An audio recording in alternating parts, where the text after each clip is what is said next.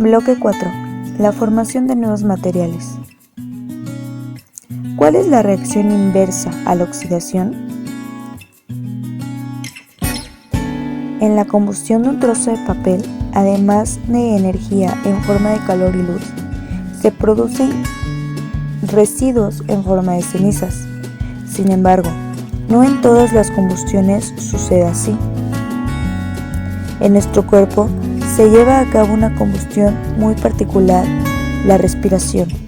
Al igual que cualquier combustión, la respiración es una oxidación. Sin embargo, a diferencia de la combustión de un papel, la oxidación de la glucosa no produce llama y se efectúa en la temperatura del cuerpo de un ser vivo. A consecuencia de la combustión y de la respiración, el aire recibe una gran cantidad de dióxido de carbono, O2. Las plantas verdes, mediante la fotosíntesis, emplean dióxido de carbono, agua y luz solar para producir carbohidratos, así como el oxígeno que se libera al medio. Dióxido de carbono más agua más energía igual a glucosa más oxígeno. Si observamos con detenimiento la ecuación de las dos reacciones, notaremos que tienen los mismos componentes, pero son procesos inversos. Podríamos decir que son procesos complementarios o de sentido contrario, que contribuyen a mantener el equilibrio de los ecosistemas. Respiración. Glucosa más oxígeno igual a dióxido de carbono más agua más energía. Fotosíntesis. La respiración aerobia y la fotosíntesis son procesos complementarios de una planta con clorofila. Oxidación sin oxígeno. Algunas oxidaciones, como la formación de herrumbre y la combustión, requieren la presencia de oxígeno para producir un óxido. Hierro más oxígeno igual a óxido de hierro 3. Glucosa más oxígeno igual a dióxido de carbono más agua más energía. Sin embargo, otros elementos se oxidan sin combinarse con el oxígeno. La capa oscura de la forma sobre el hierro al reaccionar con azufre es resultado de la oxidación del metal para formar sulfuro de hierro, FeS,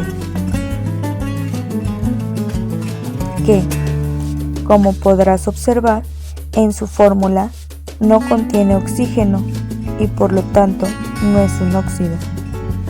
Hierro más azufre igual a sulfuro de hierro. Siempre que se lleva a cabo una oxidación, se presenta una reacción simultánea, la reducción. En este caso, cuando se oxida el hierro, se reduce el azufre. Antiguamente, se denominaba oxidación a aquella reacción en la que una sustancia ganaba oxígeno, y reducción al proceso inverso, es decir, cuando lo perdía. Para identificar cuál de estas sustancias que participan en una oxidación se oxida y cuál se reduce, se diseñó una herramienta matemática, el número de oxidación. Se trata de un núcleo entero que representa la cantidad de elementos de un átomo. Gana o pierde al formar un enlace. Este número de electrones asignado a cada elemento en los compuestos se compara con la cantidad de elementos que tiene cada uno de estas combinado con algún otro elemento. El resultado nos indica si la sustancia se oxida o se reduce. El número de oxidación puede servirnos para saber por lo que la fórmula de óxido clorhídrico es HCl y no otra diferente como H2CI. En este caso, los números de oxidación más comunes para el hidrógeno y el cloro son representantes de 1 y -1. Al formarse un compuesto, debe ser eléctricamente neutro, es decir, la suma de los números de oxidación de los elementos presentes en él tienen que ser igual a 0. Por lo tanto, si el compuesto fuera HCl2 o H2Cl, la carga no se anularía. Los números de oxidación de un elemento están relacionados con la valencia. Recuerda que la valencia de un elemento está determinada por el número de átomos con los que un elemento puede formar enlaces simples, y este valor no se modifica. El número de oxidación, en cambio, es la carga hipotética que tiene un átomo cuando forma enlaces con otros átomos en una sustancia, y su valor se modifica dependiendo del átomo que se enlace. Las ciencias y la comunidad científica. Linus Pauling, 1901-1994, observó que los elementos de la familia de la izquierda de la tabla periódica tienden a oxidarse con mayor facilidad que los elementos de la familia de la derecha. Para 1975, los estudios de este científico acerca de la oxidación lo habían llevado a recorrer el mundo entero, hablando de los méritos de la vitamina C y E por sus propiedades antioxidantes. Las aportaciones de Pauling fueron fundamentales para entender las reacciones de óxido-reducción.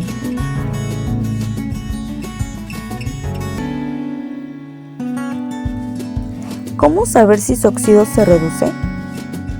En las reacciones de óxido-reducción, los átomos de algunos elementos modifican su número de oxidación. De acuerdo con este criterio, se presentan dos tipos de reacciones: de oxidación y de reducción. La oxidación tiene lugar cuando un átomo de las sustancias pierde electrones, por lo que aumenta el número de oxidación.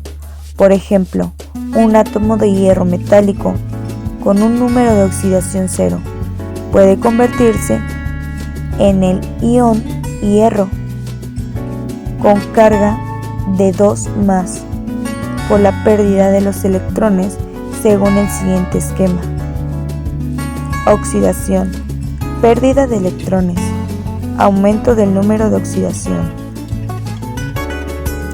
Reducción. La reducción ocurre cuando los átomos de las sustancias químicas ganan electrones, con lo que disminuye su número de oxidación. Por ejemplo, un átomo de azufre atómico con número de oxidación 0 se convierte en el ion sulfuro con un número de oxidación y carga de 2 menos por las ganancias de los electrones. La reducción se resume en el siguiente esquema: reducción, ganancia de electrones, disminución del número de oxidación. Para identificar con mayor facilidad si se presenta una oxidación o una reducción, se emplea la escala que se muestra abajo. Sabiendo si el número de oxidación de un elemento aumenta o disminuye, podemos saber si el elemento se oxida o se reduce. Oxidación. Reducción. De acuerdo con la ley de la conservación de la materia, si una sustancia pierde electrones, estos deben ser ganados por otras. Por tal razón, las reacciones de oxidación y de reducción no pueden presentarse de manera separada. Como ambos procesos ocurren al mismo tiempo, También se les llama reacciones redox. ¿Sabías que un método más eficiente que pintar el hierro para evitar su corrosión es el galvanizado, que consiste en cubrir los objetos con una capa de metal que se oxide con mayor facilidad que el hierro, por ejemplo el zinc? Si una parte del hierro queda expuesto, no se oxidará, pues primero se oxidará todo el zinc. Otra manera de proteger el hierro de la corrosión es aprovechar la diferente facilidad de los elementos para oxidarse. Para proteger las tuberías del hierro que se encuentran bajo tierra, a lo largo de ellas se entierra un trozo de metal que se oxide más fácilmente, como el magnesio, y se conecta con un alambre conductor al tubo de hierro. Para proteger las tuberías de hierro que se encuentran bajo tierra, a lo largo de ellas se entierran trozos de un metal que se oxide más fácilmente, como el magnesio, y se conectan con un alambre conductor al tubo de hierro. Así, aunque el suelo húmedo favorezca la corrosión, se oxida primero el magnesio, protegiendo al hierro de la tubería.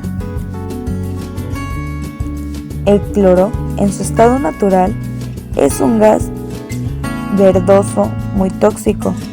Fue utilizado como arma química, pero actualmente es empleado como desinfectante para tratar aguas residuales. La disolución comercial de cloro, el hipoclorito de sodio, es utilizada también a la fabricación de papel. El cloro es una sustancia oxidante y en todos los casos mencionados interviene en procesos de oxidorreducción.